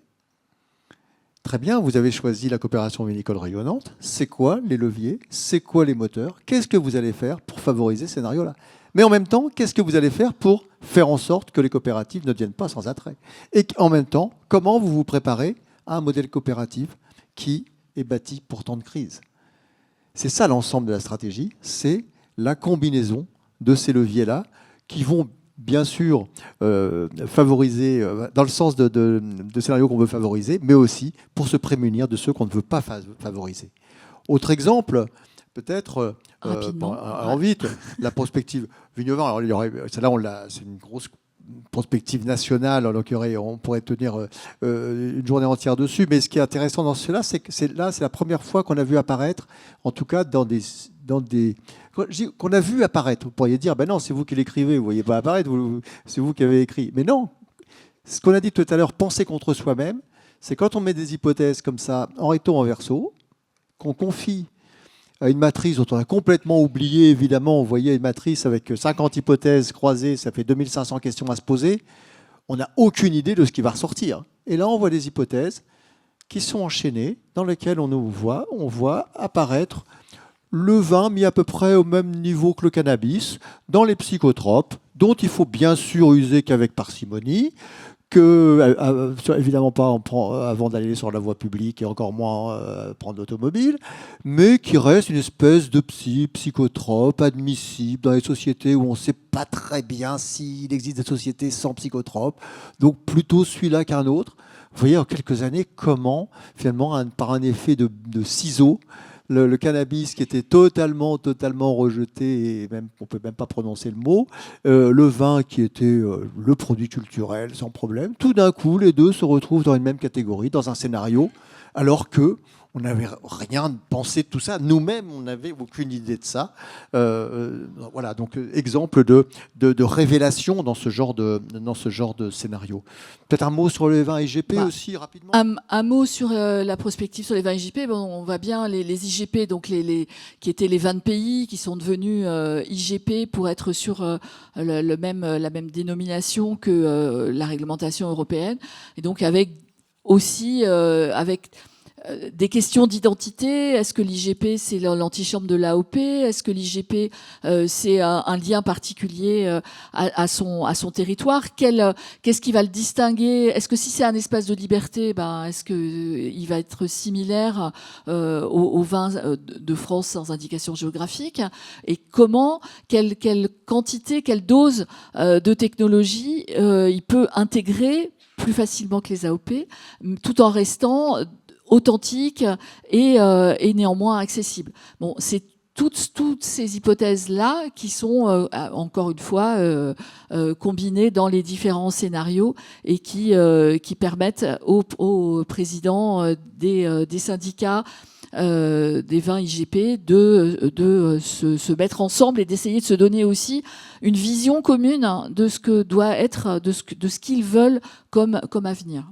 Et donc, de refuser cette fusion IGP-AOP qui pourrait ressembler à une condamnation par le fait qu'ils sont... Et donc, dans le Penser contre soi-même, on avait bien imaginé la disparition de la mention IGP, qui aurait plus que les AOP et les vins sans indication géographique. Et ça, pour dire, non, nous, producteurs d'IGP, on ne veut pas disparaître et se fusionner avec les AOP, et bien là aussi, quelle action on va mettre en place pour rester différent et avoir une place, que ce soit sur le territoire ou dans les rayons vins. On voit bien qu'on a affaire là à des gens qui envisagent l'avenir, non pas comme quelque chose qui s'impose à eux et qu'ils subissent, mais un avenir qu'ils construisent.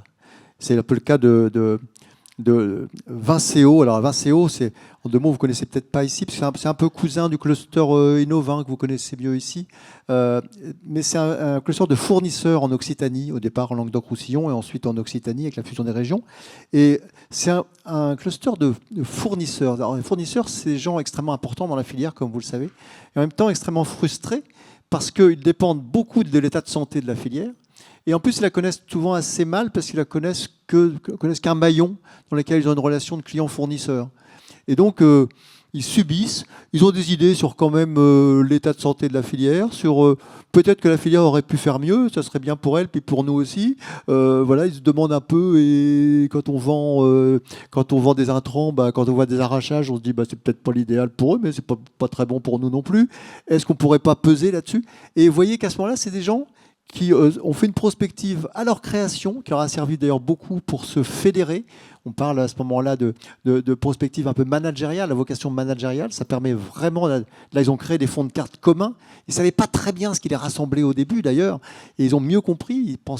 Ils appelaient ça la prospective. Les acteurs amont, en fait, ils sont aperçus qu'ils interagissaient en amont, en aval de la filière. Donc, ils se connaissent beaucoup mieux. Ils ont voulu en refaire une encore il y a 5 ans, et qu'on a terminé donc, assez récemment, et dans lesquels ils ont renforcé non seulement leur capacité d'action, de proactivité, mais également même vis-à-vis de la filière. Ils ont fait des offres de services. Ils ont dit, mais si la filière évolue comme ça, nous, on peut s'organiser pour ça aussi. On va créer de l'innovation, on va la démocratiser pour les petites entreprises qui vont avoir du mal à survivre dans un scénario de crise. Si c'est le scénario la durabilité qui se développe, eh bien on sera là aussi. On va développer des solutions durables, etc. On va nous renforcer. On vendait plus de pesticides avant. On est plus sur des solutions de biocontrôle aujourd'hui, etc. Et donc c'est vraiment des fournisseurs qui essaient de raisonner de façon systémique entre eux et en interaction avec la filière. Et là, la prospective vraiment porte ses fruits avec sa vocation stratégique. Je peux dire un mot du changement climatique, puisqu'on en a parlé aussi tout à l'heure. Mais ça, c'est une belle expérience. Alors, c'est une belle expérience. Elle a aussi une dizaine d'années maintenant. Donc, ça fait partie d'un programme sur le changement climatique à l'INRA qui avait réuni un grand nombre de laboratoires, d'universités sur différentes thématiques, sur tous les aspects techniques constatés du changement climatique, les problèmes de changement de goût des vins, des problèmes de maladies, des problèmes de difficultés avec le réchauffement, etc., les questions de dégradation des sols, et puis aussi de changement des modes de dégustation et de choix pour les consommateurs.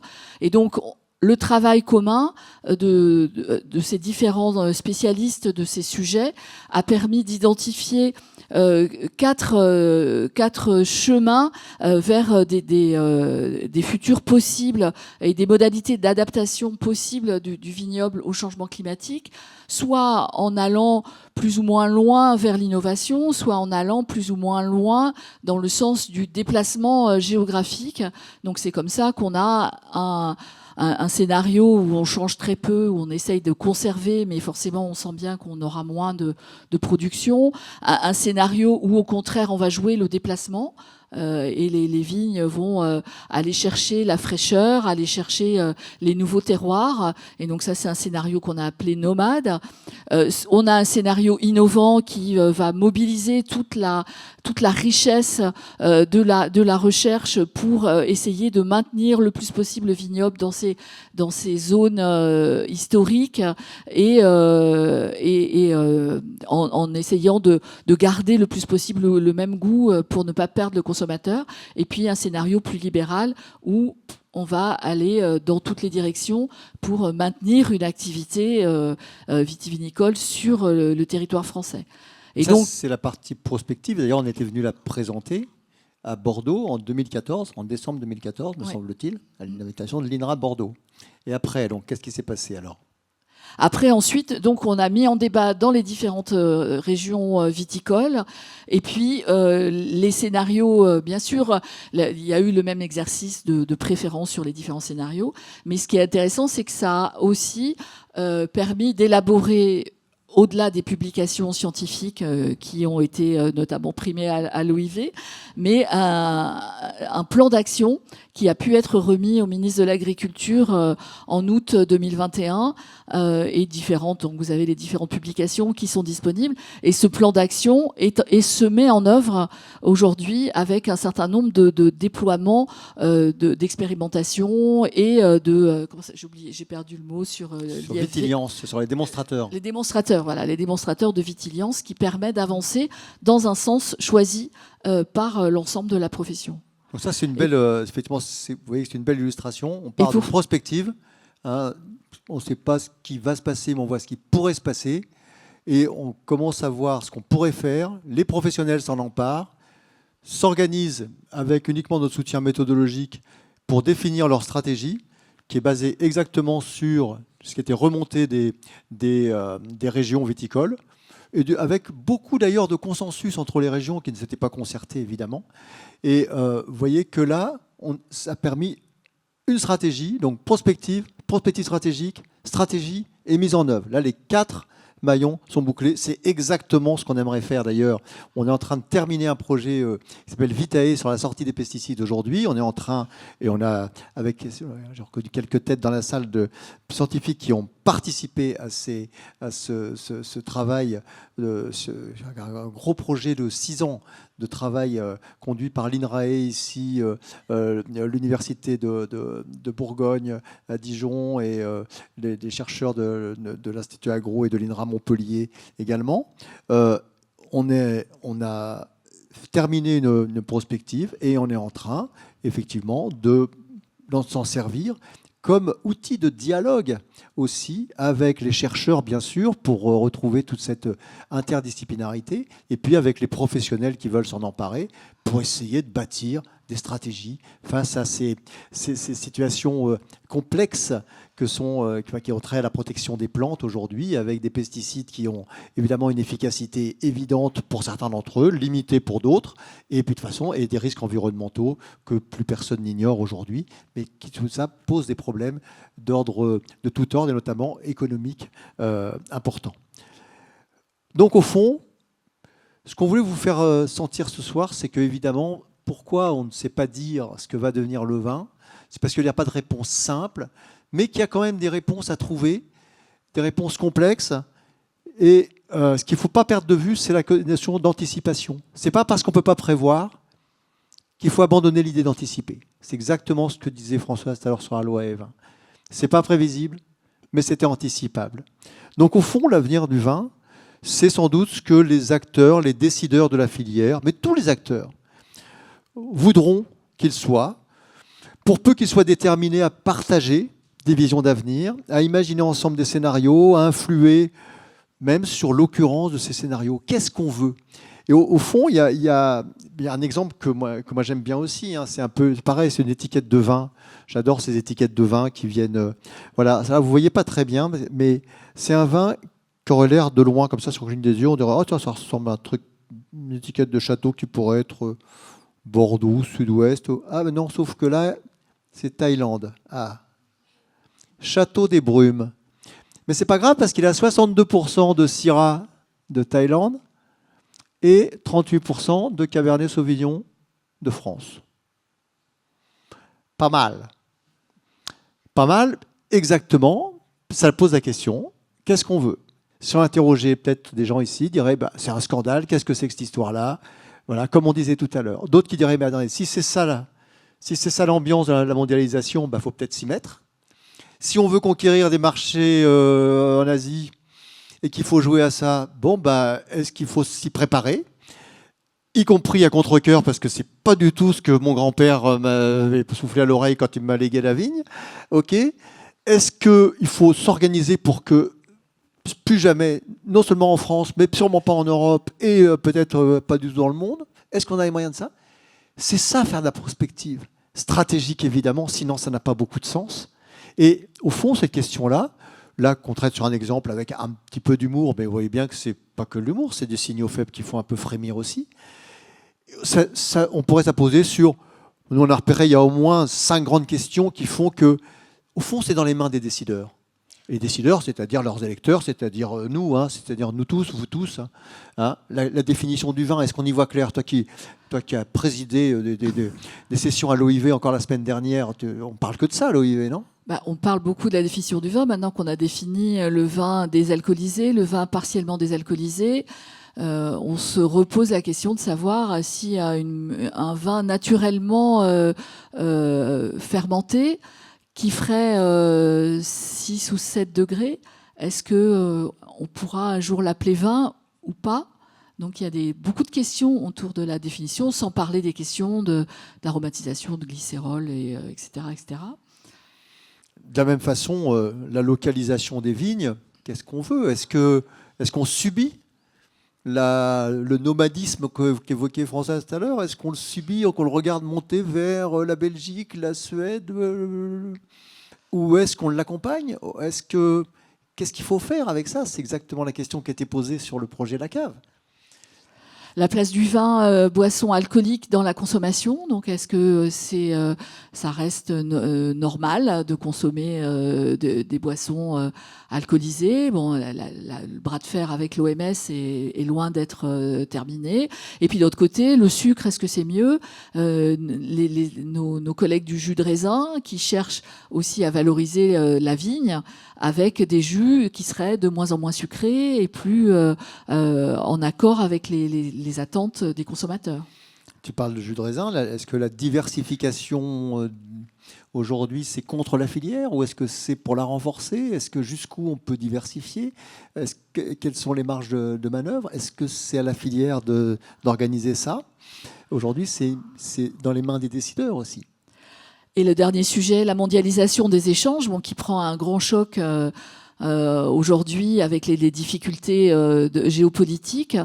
Un peu comme le choc du Covid qui a amené un certain nombre de réflexions sur la proximité, sur la simplification des chaînes de valeur, sur les questions de bilan carbone, sur toutes ces questions. Et donc, est-ce que les aléas de la mondialisation des échanges que nous vivons aujourd'hui ne sont pas aussi porteurs de solutions et de questions et de solutions? Donc voilà, on espère qu'avec tout ça, vous avez une idée beaucoup plus claire de ce que va devenir le vin. En tout cas, si c'est le cas, bravo, merci. Merci. On a le temps de prendre quelques questions. Merci Françoise et Hervé pour cette présentation absolument magnifique qui nous angoisse tous parce qu'en fait il y a beaucoup de questions qui vont se poser et vous êtes des agitateurs d'avenir en fait. Alors ça a été un peu plus long que d'habitude donc il faudrait qu'on raccourcisse les réponses aux questions. Mais s'il y a quelques questions, on peut en prendre quelques-unes. Allez-y. Oui. Alors attendez, le ballon. Le ballon. Vous pouvez parler dans la zone noire au milieu, c'est le micro. Laisse le ballon qui est un cube, mais enfin. Attention aux caméras au-dessus.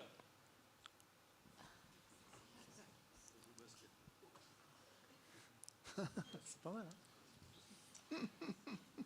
Alors moi, je voudrais avoir votre avis. Moi, j'ai l'impression, parce que vous parlez de signaux faibles, de signaux forts. Bon, on produit du vin pour le vendre, et quand on voit la courbe de diminution de la consommation depuis les années 60, moi je m'étonne un peu que la profession en général n'ait pas réagi pour qu'on en arrive aujourd'hui à une situation où on arrache des milliers d'hectares de vignes. C'est la question principale que je me pose. S'il faut répondre vite, je partage. Et je crois qu'on partage totalement votre avis. La courbe qu'a présentée Françoise tout à l'heure, en réalité, la baisse de la consommation, ce n'est pas la déconsommation depuis 2 ans, c'est depuis 1970. Donc on a regardé la courbe tomber. Alors on s'est rassuré à bon compte, on buvait moins mais mieux, le French Paradox. Puis c'était caché par l'export. C'était caché par les sports. Les Chinois, si chacun en boit un demi-verre, on est sorti d'affaire. Donc, c'est pas très compliqué de leur expliquer qu'il faut boire un demi-verre. Voilà, on sait voiler la face. C'est l'anti-prospective. Malheureusement, la prospective est arrivée très tard. On fait la prospective dans le secteur énergétique industriel depuis 70-80 ans, dans le secteur agricole depuis 30 ans, et on a commencé dans le monde du vin il y a 25 ans. Mais après avoir tiré ces sonnettes d'alarme là, et notamment dans une vie un peu antérieure aussi, monter des diplômes de marketing à une époque où le mot marketing était un mot tabou dans la filière. Et il y a certains anciens élèves ici qui le savent bien, on a monté le premier diplôme de marketing parce que, justement, la filière considérait que le marketing, c'était pour la moutarde et la lessive, mais pas pour le vin. Alors que peut-être que quand même, le marketing a d'abord l'analyse du marché, et on ne laisse pas dégringoler comme ça. Donc on partage totalement votre avis. Et c'est pour ça qu'on fait la prospective, pour retrouver le moyen de faire, de proagir sur des scénarios qui diraient que la consommation pourrait ne pas continuer à s'écrouler. Tu veux rajouter quelque chose? Non, une deuxième question? J'en ai une deuxième. Comment et par qui sont priorisés les sujets de prospective? Les sujets alors le fait de ce qu'on vous a présenté là, à chaque fois, c'est des demandes qui sont faites par des collectifs. Donc, quand c'est la coopération, c'est la coopération viticole, la fédération COP de France plutôt, COP de France métier du vin, qui fait la demande. Quand c'est des prospectives en lien avec l'INRA, ça fait partie de programmes de recherche de l'INRAE. Mais en fait, pour tout dire, on n'a jamais eu besoin de prioriser les sujets. Toutes les demandes s'enchaînent harmonieusement et on a toujours réussi à répondre aux demandes et à organiser les groupes. Parce qu'en fait, c'est quand même un engagement assez fort. Les gens qui s'engagent en prospective, on leur dit ça va durer 1 an et demi, on va se voir 1 fois par mois en présentiel. Donc, c'est pas tout le monde qui peut constituer un groupe de 15-20 personnes qui sont prêts à faire ça. Donc, voilà, les sujets sont à la demande. Autre question. Quelle est la durée de validité d'une étude prospective et quels éléments pourraient justifier sa mise à jour? On pourrait répondre à plusieurs niveaux là-dessus, mais comme il faut aller assez vite, au fond, l'étude prospective, c'est quelque chose qui, vous avez compris, qui n'est pas simple, qui est donc un peu long. En général, ça prend 18 mois pour approfondir, créer le système, se représenter le système, et tout ça. De sorte qu'on finit par regarder ça comme un joyau. Mais au fond, moi, je vois, plus le temps passe, moins je vois les choses comme ça. En fait, c'est un échafaudage. On s'en fiche de la durée de validité. Ce qui compte, c'est qu'on a construit l'échafaudage. Et l'échafaudage, il sert à construire des stratégies derrière. Donc, effectivement, si on laisse traîner d'une prospective au-delà de 15-20 ans, là, surtout au rythme où les choses changent, évidemment, ça va beaucoup trop vite. Au bout de 20 ans, on a trouvé judicieux d'actualiser la première prospective qu'on avait faite au niveau national pour l'INRAE.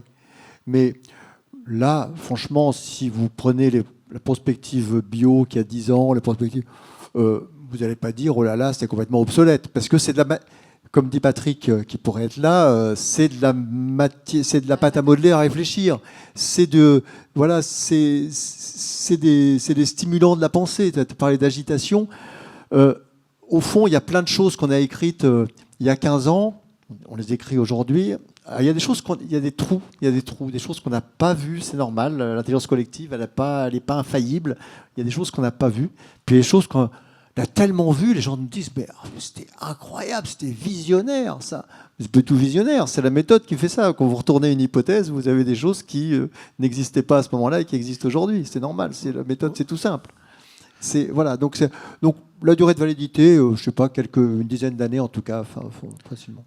Oui, je pense par exemple à l'enjeu environnemental. Dans la première prospective que vous avez réalisée, donc, sur le vin en général, c'est la prospective avec Michel Sibillot, est-ce qu'on avait parlé beaucoup de la transition agroécologique, de l'enjeu environnemental, des variétés résistantes, des innovations variétales, etc. Je ne crois pas. Hein, Si, on a parlé alors, de l'environnement, oui, d'ailleurs, la preuve, c'est qu'après, vous avez vu, il y a environnement, aussi, oui, oui. changement climatique, pas assez. Changement climatique, Pas oui, assez. typiquement. Là, franchement, on n'était pas assez dessus. Même si par ailleurs, on en parlait. Mais ça n'avait pas été retenu dans des hypothèses fortes. Mais Question variétale, on en c'était parlait. 99-2000. Hein, c'était 99-2000. Oui. Par contre, Oui, mais enfin, les professionnels, génétique, ils vont vous demander pourquoi vous n'aviez pas parlé de ça à l'époque alors qu'il fallait en parler. Ah, mais parce Est-ce que, c'est les un groupes de défaut de la professionnels avec prospective lesquels on travaillait n'en parlaient pas. Oui, Parce que ça, oui. nous, on avait des hypothèses, à la fin, on en retient 50, on en a 600. Donc après, c'est aussi ça. Mais sur l'environnement, d'ailleurs, c'est ce qui fait aussi que BASF, par exemple, vous avez demandé ensuite de les aider à travailler sur la prospective. Ils disaient, mais on arrache, on fait des trucs de plus en plus, d'après les scénarios, de plus en plus pour la préservation de l'environnement. C'est quoi notre devenir? Voilà, donc ça fait partie des questions qui se posent, bien sûr, sur l'environnement. Ça y était, mais tout ça pour te dire, oui, tu as raison, il y a des trous. Il y avait plein de trous. Oui, Il y a plein de trous, bien sûr. Mais il n'y a pas de méthode infaillible. c'est un peu obligatoire. Après, tu veux, par exemple, on n'avait pas le Covid, mais on avait imaginé une crise financière mondiale. Et quelque part, en termes de conséquences, il y a un certain nombre de choses qui peuvent être utilisées d'une hypothèse à l'autre, quoi. D'accord. Dernière question. Un jeune homme dans la salle. Vous parlez de prospective, c'est très bien. On a plus ou moins Micro. Mais ça marche pas? Oui, Non, il faut bien parler parler dans le micro, devant. dans le ballon, qui n'est pas de rugby, mais qui... Pas dans le ballon. Mais l'Europe étant, si j'ai bien compris, un des premiers producteurs mondiaux, d'accord? C'est ça, on est d'accord? Ah oui, oui. Ah, avec les 60%. Indiscutablement. Voilà. Qu'est-ce qui se passe en Italie? Qu'est-ce qui se passe en Espagne? Est-ce que eux aussi ont les mêmes problématiques que les Français? J'imagine que oui. Et qu'est-ce qu'ils font? Est-ce qu'ils en vendent mieux? Est-ce qu'ils en vendent moins? Est-ce qu'ils ont les mêmes problématiques que vous, que nous? On a l'observatoire à l'OIV. Alors, par rapport à l'Italie, c'est vrai que ce qu'on voit en ce moment, c'est la remontée des cépages du sud vers le nord et la plantation de cépages très clairement destinés à la production du Prosecco. Donc il y a une stratégie de filière qui s'est orientée vers une adaptation à une certaine demande, à une certaine production. Côté Espagne et Portugal aussi, les enjeux climatiques sont très très violents. Les problèmes d'eau, tous les vignobles qui dépendent de l'irrigation, et c'est Espagne, Portugal, et on va retrouver ça aussi en Argentine, au Chili, etc., sont en difficulté de réflexion, sont en grande réflexion sur l'avenir des modèles. Parce que, quand on a besoin absolument d'eau pour produire, ça peut poser problème. La question était aussi, est-ce qu'ils font des prospectives? Alors, très peu. L'Italie en fait. Le Chili nous avait demandé une qui malheureusement n'a pas pu se réaliser parce qu'il avait demandé en 2020, au moment où on devait faire le congrès, l'OIV au Chili, et on devait le faire en même temps. Mais il y a des pays qui font plus ou moins de la prospective, mais très peu quand même. C'est plutôt en viticulture, parce qu'autrement, de la prospective dans les autres secteurs agricoles, industriels, etc., ils sont faits dans le monde entier. Les Chinois, les Américains font énormément de prospective. Énormément. Oui, mais je pense qu'on peut s'arrêter là, sauf s'il y a une dernière question, mais oui, une question là, juste derrière. Regarde quand même. Allez. Bravo. Le demi d'ouverture à la balle. Vous êtes de Bègle, non, peut-être? Bordeaux-Bègle. Oui, moi, ce qui m'intéresserait, c'est de savoir, justement, par rapport à la prospective que vous avez faite, vous avez effleuré le prospective du vin sans alcool. Bon, moi, je n'en ai jamais goûté, mais j'en ai entendu parler de plus en plus. Alors, est-ce que ça fait partie des éléments qui sont à bas prix aujourd'hui et qui pourraient prendre l'ampleur d'eux-mêmes? Alors, la question du vin sans alcool, c'est quelque part une question de est-ce que, avec ces difficultés qu'on a pour commercialiser le vin tel qu'il est-ce qu'on veut quand même garder la vigne? Et si on veut garder la vigne, est-ce qu'on essaye des nouveaux produits? Et donc, ça peut être côté jus de raisin, ça peut être côté vin sans alcool, vin désalcoolisé, avec les problèmes que ça pose aussi de bilan carbone, de naturalité. Donc voilà, c'est un segment qui est une partie de réponse à cette question du futur de la vigne, mais en disant ça part du présupposé qu'on veut garder la vigne.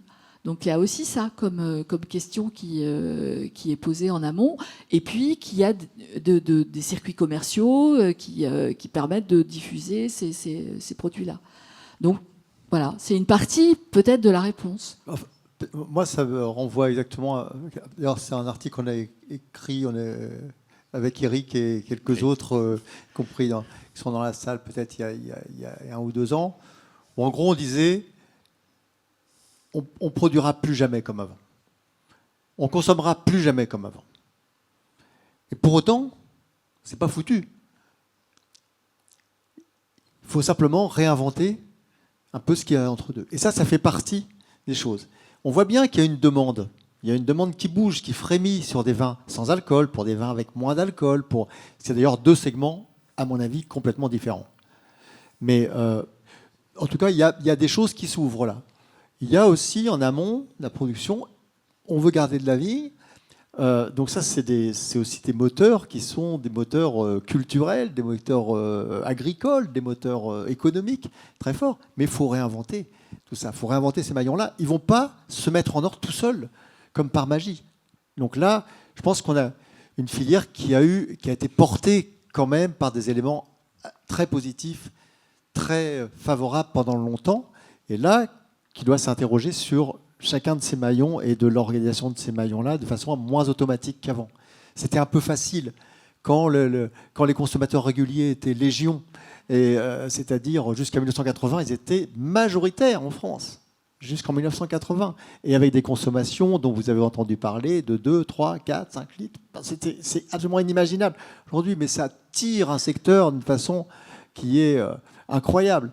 Et quelque part, aujourd'hui, évidemment qu'on n'est plus du tout là-dedans, donc d'où l'importance aussi d'aller retravailler le marché. On appelle ça marketing, on appelle ça économie, peu importe.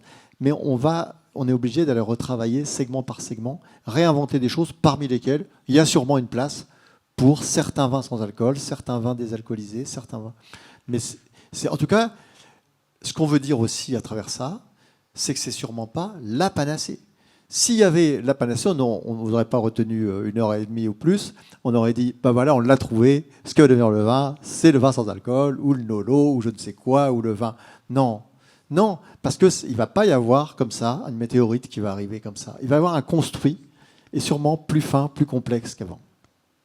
On ne l'arrête plus. Merci, merci Hervé, merci Françoise. Voilà, on a terminé cette session. Je ne sais pas quand sera la prochaine session des Vendanges du Savoir. En tous les cas, on tient à remercier également nos sponsors qui nous soutiennent, Baron Philippe de Rothschild et l'entreprise Moex, qui nous aident pour les Vendanges du Savoir. Et merci à tous et rendez-vous le mois prochain. Voilà. Merci Françoise Brugère et Hervé Hanin pour cette conférence très intéressante. Donc vous pourrez la réécouter en replay sur le site de la Cité du Vin et peut-être aussi sur le site des Vendanges du Savoir. Bientôt aussi sur le site des Vendanges du Savoir. Bientôt il va y avoir un site des Vendanges du Savoir. Voilà, donc n'hésitez pas à réécouter, aller sur la médiathèque en ligne de la Cité du Vin en attendant. Alors voilà, le moment de la tombola est arrivé pour clôturer cette soirée. Donc, qui a gagné ce lot, Adèle ? Donc c'est un cadeau, d'une valeur de 60 € offert par Latitude Vin. Donc c'est un bon cadeau que vous pouvez utiliser à la brasserie de la Cité du Vin au rez-de-chaussée ou à la cave, comme bon vous plaira. Et donc, roulement de tambour.